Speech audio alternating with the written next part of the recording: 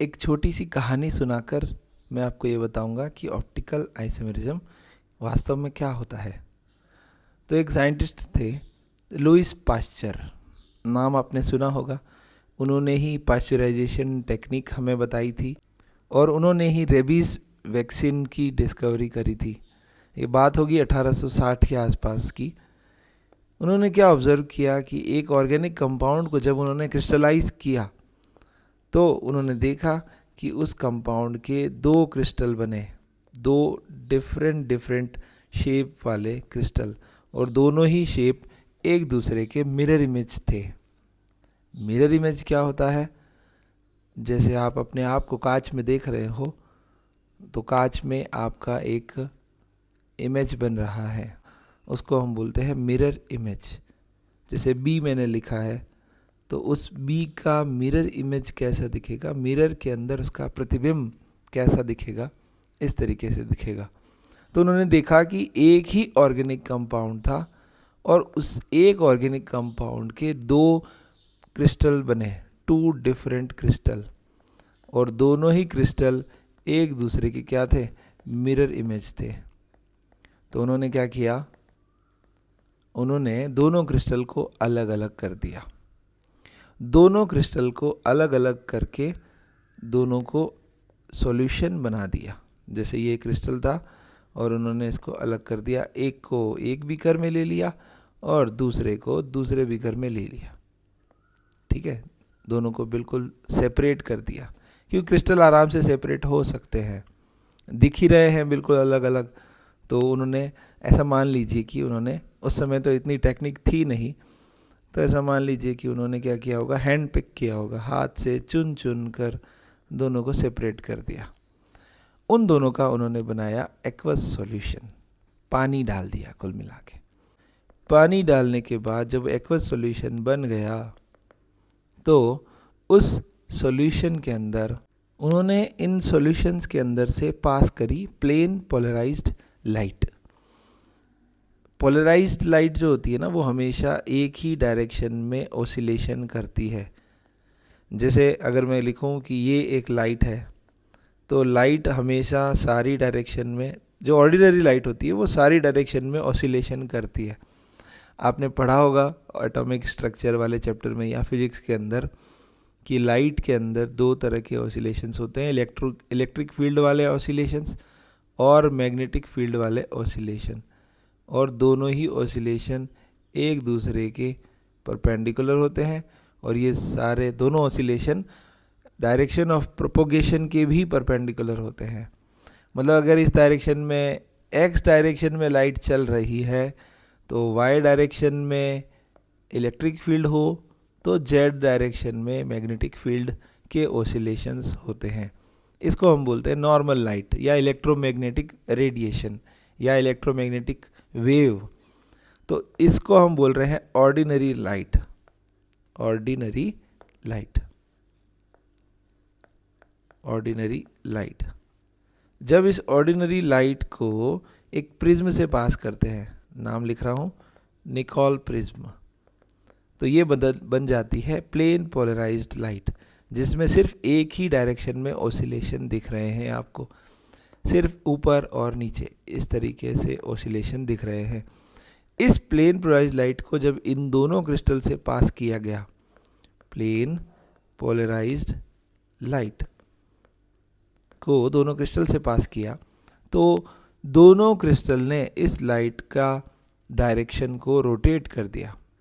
एक ने रोटेट किया suppose left side, left hand side, तो दूसरे ने रोटेट किया right hand side with the same angle. Suppose कि फर्स्ट वाले ने इसको रोटेट किया, ऐसे लिखूं तो यहाँ पे मैं थीटा एंगल बना देता हूँ, माइनस थीटा, तो इसने रोटेट किया प्लस थीटा।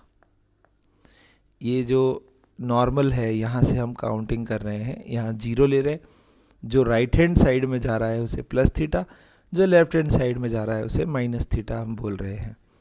तो दोनों कंपाउंड जो एक ही ऑर्गेनिक कंपाउंड के दो क्रिस्टल थे, दो अलग अलग क्रिस्टल थे, दो अलग अलग एक्वस सॉल्यूशन थे, दोनों ने लाइट को अलग अलग तरीके से रोटेट किया।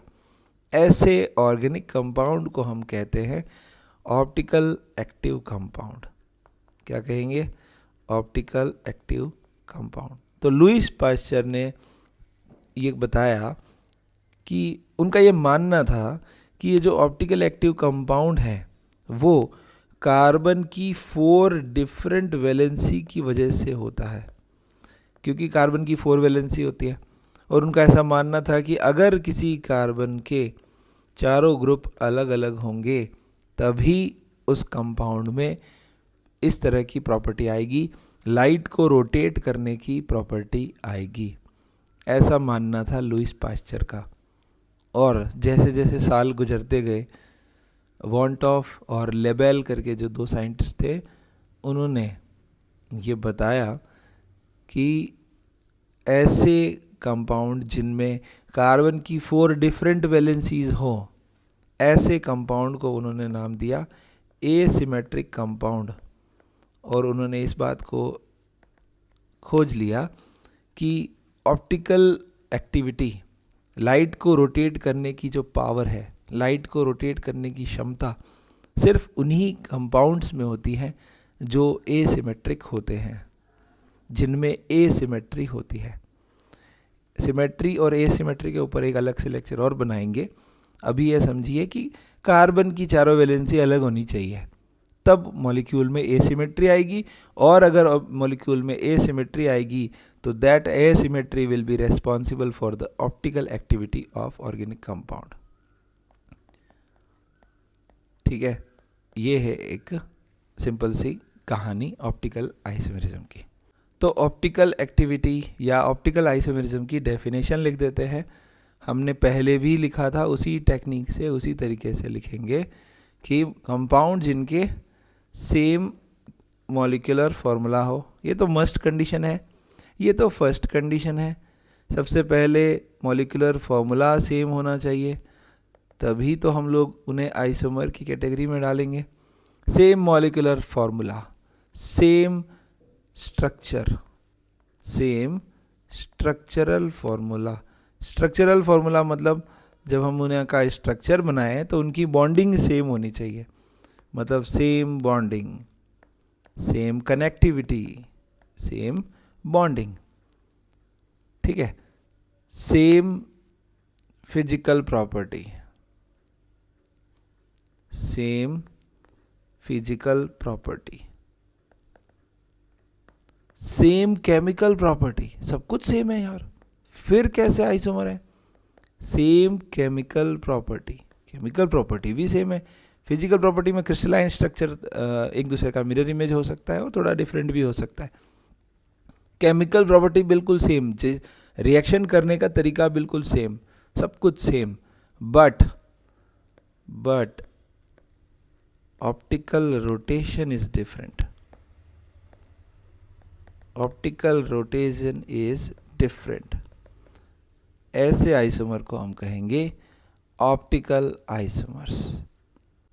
This phenomena is called, this phenomena is called optical isomerism। ठीक है, अब इसमें भी 2 तरह की बातें हैं। जरूरी नहीं है कि सारे के सारे ऑप्टिकल आइसोमर्स लाइट को रोटेट करने की क्षमता रखते हो, सारे के सारे लाइट को रोटेट कर पाएँ। जो रोटेट कर पाते हैं उन्हें हम कहेंगे optical active, optically active compounds. और जो लाइट को रोटेट नहीं कर पाते हैं उन्हें हम कहेंगे ऑप्टिकली इनएक्टिव कंपाउंड। ठीक है, तो मैं ये भी डिफाइन कर देता हूँ। Those who can rotate, which can rotate plane polarised light are called optically active. वो सक्रिय हैं, वो एक्टिवली पार्टिसिपेट कर रहे हैं लाइट को रोटेट करने में। Which can rotate plane polarised light are called optically active compounds, और which can't rotate which can rotate और विच कांट रोटेट। तो इसी का कॉपी मार लेते हैं ना, विच कांट रोटेट, जो घुमा नहीं पाते, जो लाइट को रोटेट नहीं कर पाते। कौन सी लाइट को? Plane polarised light, PPL, plane polarised light. अब ऑप्टिकल एक्टिव जो कंपाउंड है वो लाइट को 2 डायरेक्शन में रोटेट कर सकते हैं। जो क्लॉकवाइज रोटेट करते हैं उनको नाम दिया जाता है डेक्स्ट्रो रोटेटरी कंपाउंड, और जो एंटी क्लॉकवाइज रोटेट करते हैं उनको नाम दिया जाता है लेवो रोटेटरी कंपाउंड।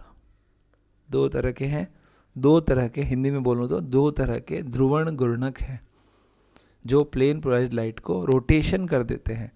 जो क्लॉकवाइज रोटेशन करते हैं, मतलब जो प्लेन पोलराइज्ड लाइट थी, जो PPL ऐसे था स्ट्रेट, उसको जो राइट साइड में घुमा देते हैं, जो राइट साइड में घुमा देते हैं उनको हम बोलते हैं डेक्स्ट्रो रोटेटरी, और जो लेफ्ट साइड में घुमा देते हैं उनको हम बोलते हैं लेवो रोटेटरी। याद रह जाएगा, L for left, L for लेवो रोटेटरी, डेक्स्ट्रो रोटेटरी और लेवो रोटेटरी। अच्छा, लेवो की स्पेलिंग मैंने थोड़ी शायद गड़बड़ लिख दी है, LAEVO, लेवो रोटेटरी और डेक्स्ट्रो रोटेटरी। जो लाइट को रोटेट नहीं करते वो ऑप्टिकली इनएक्टिव। एक ऑप्टिकली एक्टिव कंपाउंड का एक ऑप्टिकली इनएक्टिव आइसोमर भी ऑप्टिकल आइसोमरिज्म की कैटेगरी में आएगा। ये हम धीरे धीरे और सीखते जाएंगे, ठीक है। अच्छा, एडिट किया तो यहाँ इन लिखना था ना, इनएक्टिव है, ये कौन से हैं? इनएक्टिव। तो ये इनएक्टिव कंपाउंड को जब हम लाइट रोटेट करवाने के लिए लाइट डालते हैं इन कंपाउंड्स के ऊपर, मतलब एक बॉक्स में रखा, इनके ऊपर प्लेन पोलराइज्ड लाइट पास करी, तो वो लाइट एज इट इज़ रहेगी, बिल्कुल नहीं घूमेगी, तो उनको हम कहेंगे, ऐसा कंपाउंड जो आपने इसमें भरा है उसको हम कहेंगे ऑप्टिकली इनएक्टिव कंपाउंड। ये एक्टिव नहीं है, ये लाइट को नहीं घुमा सकता। कौन लाइट को घुमा सकता है और कौन नहीं घुमा सकता, वो डिपेंड करेगा मॉलिक्यूल की सिमेट्री के ऊपर। अगर मॉलिक्यूल एसिमेट्रिक है तब मॉलिक्यूल लाइट को घुमा ही देगा, लेकिन अगर मॉलिक्यूल में किसी भी टाइप की सिमेट्री है, या तो प्लेन ऑफ सिमेट्री या सेंटर ऑफ सिमेट्री, इन दोनों में से किसी भी टाइप की सिमेट्री अगर है तो वो लाइट को नहीं घुमा पाएगा। क्लियर है? जैसे स्ट्रक्चरल आइसोमरिज्म में हमने 6 तरह के नाम लिखे थे, रिंग, चेन, चेन, पोजीशन, उसी तरह ऑप्टिकल आइसोमरिज्म को 2 पार्ट्स में हम डिवाइड करते हैं, ठीक है। ऑप्टिकल आइसोमरिज्म को हम 2 पार्ट में डिवाइड करते हैं। पहला मिरर इमेज आइसोमर, कौन सा? Mirror image isomer. दूसरा non mirror image isomer, non mirror image isomer. ऐसे आइसोमर भी हो सकते हैं जो मिरर इमेज ना हो, तो उनको हम किस कैटेगरी में डाल रहे हैं? Non mirror image isomer. एक एग्जांपल देखिए बताता हूँ। जैसे मान लीजिए कि एक कंपाउंड है ये COOH, COOH, इसमें आपके सामने OH इस तरीके से लिखे हुए हैं, ठीक है। तो इसका जो मिरर इमेज आइसोमर होगा ना, वो कैसा दिखेगा? ध्यान से देखना। अच्छा, अभी पहली बारी कर रहे हो ना, तो मिरर इमेज पूरा मिरर में जैसा उल्टा पुल्टा बनता है ना, वैसा बना देता हूँ। ये मिरर इमेज है। मिरर में आपका लेफ्ट हैंड कांच में जब आप खुद को देखते हैं तो वो राइट दिखता है। तो यहाँ देखिए, इस कार्बन के लिए राइट में H था, तो इसके मिरर में उसे लेफ्ट में H दिखेगा। यहाँ अगर एक मिरर लगा दिया जाए तो ये दोनों एक दूसरे के मिरर इमेज नज़र आ रहे हैं। तो ऐसे आइसोमर जो एक दूसरे के मिरर इमेज नज़र आते हैं उनको हम बोलते हैं मिरर इमेज आइसोमर। तो ये दोनों क्या है? एक दूसरे के मिरर इमेज आइसोमर हैं। लेकिन इनका एक ऐसा कंपाउंड भी बन सकता है, ये देखिए ज़रा, जिसमें molecular formula same, bonding same, structural formula same, chemical property same, लेकिन क्या डिफरेंट है? लाइट रोटेशन करने की पावर डिफरेंट है। या यूँ कहूँ कि ओरिएंटेशन अलग है, 3D ओरिएंटेशन अलग है। तो इन दोनों को अगर हम देखें तो ये दोनों एक दूसरे के मिरर इमेज दिख रहे हैं, लेकिन इस वाले मॉलिक्यूल में बिल्कुल अलग कहानी है। दोनों OH सेम साइड है, जबकि यहाँ तो दोनों OH अपोजिट थे, यहाँ भी दोनों OH अपोजिट थे। तो इन दोनों को कहेंगे आपस में मिरर इमेज आइसोमर, और ये इन दोनों क्या non mirror image isomer. Clear है? टर्म समझ में आ रही है? ये दोनों क्या है? एक दूसरे के मिरर इमेज आइसोमर है, और ये क्या है? इन दोनों का non mirror image isomer. Clear? तो हम क्या लिखेंगे? तो हम लिखेंगे कि मिरर इमेज आइसोमर वो आइसोमर हैं जो एक दूसरे पे सुपर इम्पोज नहीं हो सकते, जो एक दूसरे पे सुपर इम्पोज नहीं हो सकते। ये दोनों एक दूसरे पे सुपर इम्पोज नहीं हो सकते। कैसे नहीं हो सकते? जैसे अगर मैं इसको उठा के इसके ऊपर रख दूं तो सुपर इम्पोज हो ही नहीं पाएगा। क्यों नहीं हो पाएगा? जैसे पर्टिकुलर एक कार्बन को पकड़ लेते हैं, इस कार्बन की बात करते हैं, तो इसमें राइट में H है, लेफ्ट में OH है। ठीक है, इसको मैं फिर से घुमा रहा हूँ, फिर से ऊपर रख रहा हूँ, देखो तो OH के लेफ्ट वाले OH के नीचे H आ रहा है। इस OH को देखो ध्यान से, इस OH के नीचे H है, राइट वाले H के नीचे OH है, तो एक दूसरे के ऊपर सुपर इम्पोज नहीं हो सकते। अच्छा, मैं इसको रोटेट भी कर दूं, मान लो किसी को लगता है कि रोटेशन करने से ऐसे उल्टा घुमा दूं, ठीक है, तब भी सुपर इम्पोज नहीं हो सकते। क्यों नहीं हो सकते सुपर इम्पोज? देखिए फिर से, यहाँ OH है, इधर H है, तो जस्ट इसके ऊपर अगर रखेंगे तो एक दूसरे के ऊपर सुपर इम्पोज नहीं हो सकते। ठीक है, तो हम कहेंगे कि ऐसे आइसोमर मिरर इमेज आइसोमर कहलाएंगे जो एक दूसरे पे सुपर इम्पोज नहीं हो सकते, जिसके मिरर इमेज एक दूसरे पे सुपर इम्पोज नहीं हो सकते। ठीक है, तो मैं डेफिनेशन लिख रहा हूँ, non super imposable mirror image isomers. ठीक है, ये क्या है? Mirror images which are non super imposable. इनके लिए एक टर्म है, ऐसी मिरर इमेज जो एक दूसरे पे सुपर इम्पोज नहीं हो सकती, उनके लिए एक टर्म है, mirror image which are non super imposable on each other are called enantiomer. क्या कहेंगे? इनेंशियोमर।